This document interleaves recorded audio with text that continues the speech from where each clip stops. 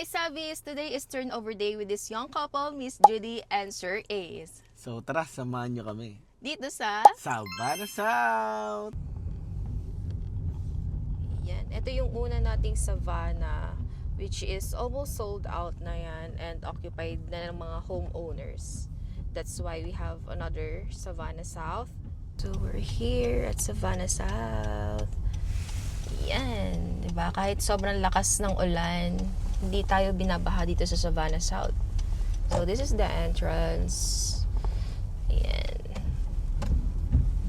And this is our office.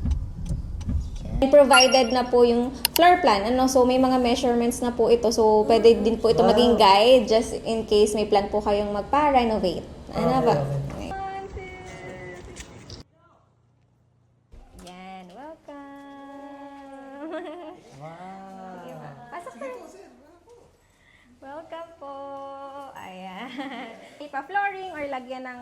So lahat po ng exterior door natin ay steel po. Gusto niyo pa magpalit ng shower, lavatory na kahit po dyan sa pinaka-ground floor, second floor, okay lang din po. Basta wag lang po tayo magbabakbak ng concrete walls. Ayan, may mga meron na po siyang tubig. Ayan, ito po, flush natin. So, ito po yung pinaka-master's bedroom.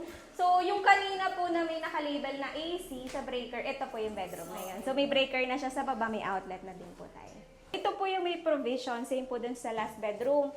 So, ang bibilihin nyo na lang po is 2 aircon outlet, then 2 breaker po sa baba.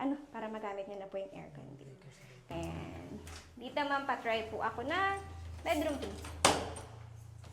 Ayan. Dito ma'am sa CR second floor, same lang po ito sa ground floor natin. Ganun din po, may outlet na tayo for heater, then shower faucets. Po?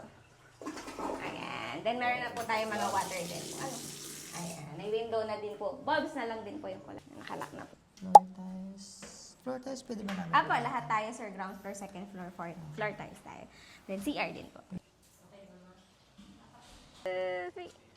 Buy smart, live premier, choose savvy. Congratulations! Congratulations po.